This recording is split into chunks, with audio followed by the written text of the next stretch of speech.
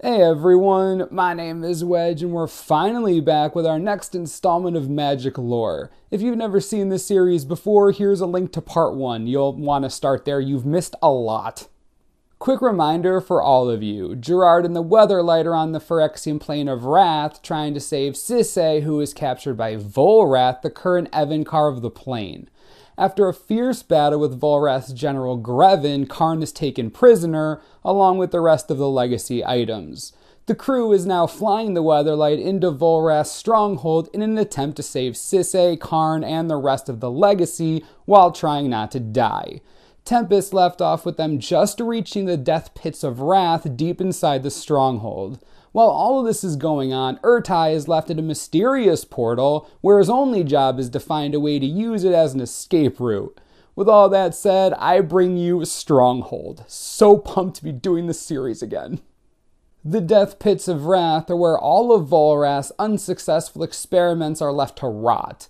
The pits are made up of a black ooze that moves like water. Filling this ooze is a bunch of skeletons that are pretty upset. As the crew goes through the death pits, the waves of ooze begin to overwhelm the Weatherlight and skeletons jump onto the ship. Squee the goblin deckhand climbs up the mast hoping to get out of reach. As skeletons climb after him, an artifact that Squee had become attached to accidentally activates for the first time, encasing him in a glowing shield that makes all the skeletons retreat. The entire Weatherlight is covered by this glowing shield and they escape the pits unharmed. Go Squee. They finally reach an entryway into the Stronghold's halls. Gerard, Stark, Miri, and Krovac separate from the rest of the crew as they are the rescue party. Gerard tells Hannah that their meeting point will be the Rathy Gardens, located far above where they are now. Yes, there are gardens in Rath, apparently. The rescue party begins scouring the Stronghold's various passages looking for their comrades. We'll come back to them a bit later. Karn and Tangarth were both taken prisoner by Grevin. Deep in the Stronghold, they both stand in cells, both shackled. Karn's vow to be a pacifist had prevented him from helping his crew and could have led to Gerard's death.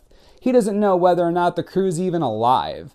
While standing there paralyzed, Karn feels the following emotions: guilt, shame, regret, rage, hatred, despair, desperation, and bloodlust. He emotionally tears away at himself while staying completely still on the outside. Tangarth, not like that. He spends every moment threatening to escape and kill Grevin. He knows that if he remains a prisoner much longer, the Phyrexians will do what they always do to living creatures. Change them, improve them, make them more metal, but not in the good way, definitely the bad way. Yeah. Huge disclaimer, this next part might be the absolute most depressing part of the entire story.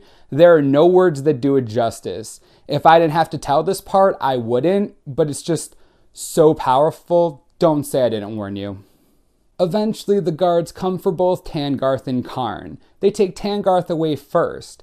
Karn asks to be escorted past Tangarth as he's brought to his own torture chamber.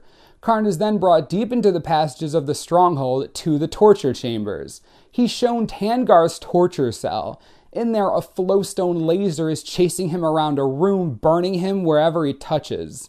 Karn watches as Tangarth tries to dodge the laser over and over again he fails. The laser turns his red fur to white, his white eyes to yellow. Karn watches on as the laser burns the Minotaur over and over again, but still, Karn does nothing. As he's escorted away, Tangarth yells to him, "Kill them, Karn! Kill them and open this door! Kill them! You must act, Karn! You must do something!" He would have said more, but his words turned into shrieks as the laser found him again. Karn, looking back in misery, only says, "I am sorry, my friend. Anger is fleeting. Remorse is eternal." We're not even done with the hard part yet. Everyone, just stick with me. Karn is then brought to his own torture chamber. There's nothing inside. No laser, no devices, nothing, just a cell. He's escorted in by 20 Mog goblins and then sealed inside with them. The chamber is within earshot of Tangarth. Karn can hear every single scream coming from that chamber. He tells the guard that he has stood through time, and all he has to do here is stand, and the Phyrexians will never have truly bested him.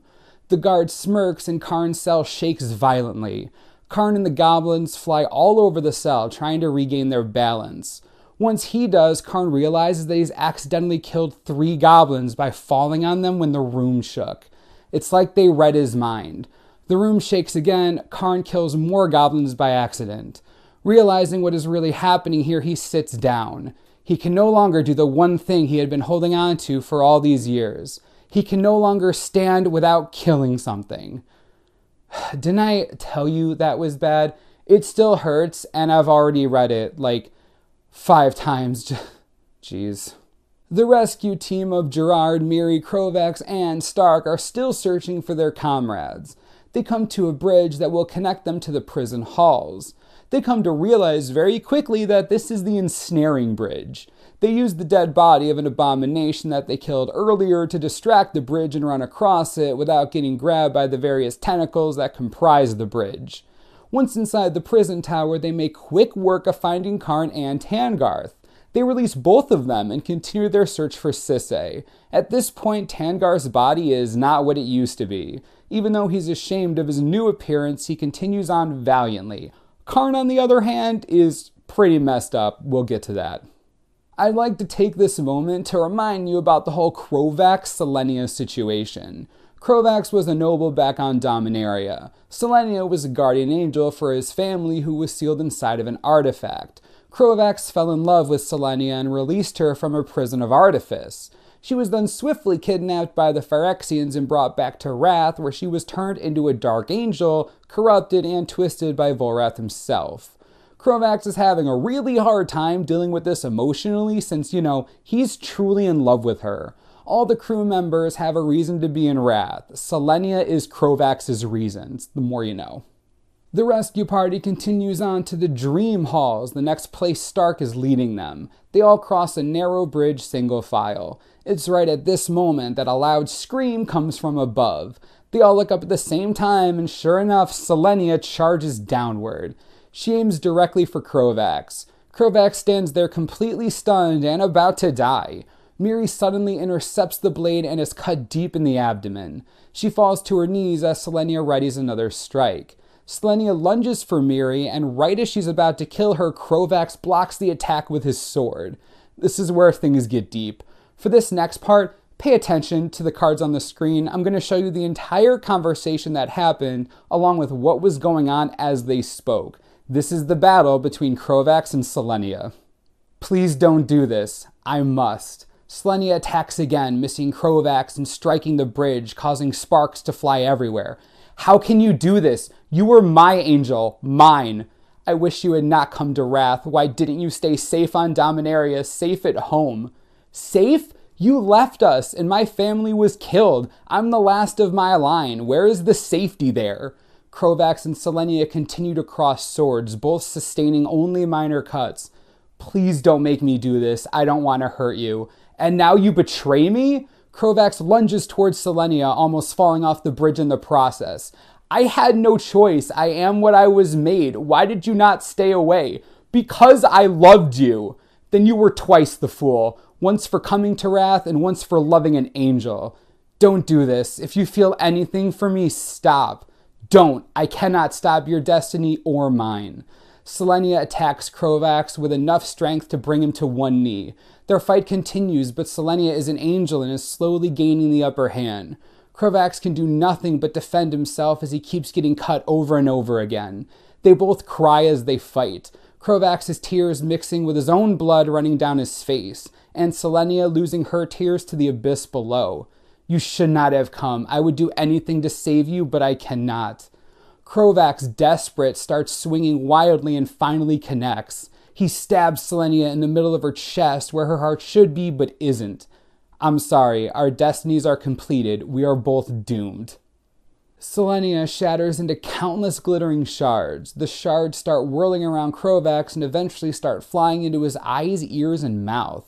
Krovax screams in pain as the shards enter his body from pretty much everywhere. Then, all of a sudden, it's done. Krovax takes a few steps, then collapses. Tangarth picks him up, Gerard picks up Miri, who is still bleeding excessively from her earlier wound, and they retreat back to the Weatherlight. Krovax, while not technically dead, is pale, breathing like an animal about to die, and mostly unresponsive. The healer Orym treats Miri as best she can. Krovax, while not having any life-threatening injuries, is in terrible shape. His skin is lightless and his eyes have no pupils. They have become a yellow color. His teeth have become pointed and jagged. Something is happening to Krovax, but no one knows what it is or how to help him. With the Weatherlight crew completely on board besides Sisay, they tend to their wounds and get ready to plan their next move. Gerard, the disturbed pacifist Karn, the mutated Tangarth, the critically injured Miri, the cursed Krovax, the traitor Stark, and everyone else on board prepare for what is sure to be their final battle.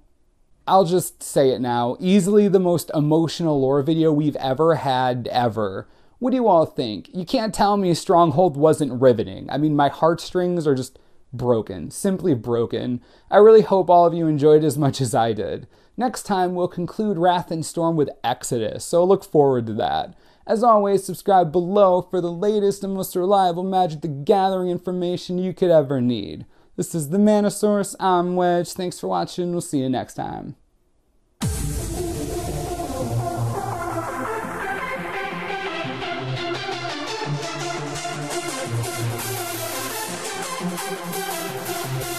What?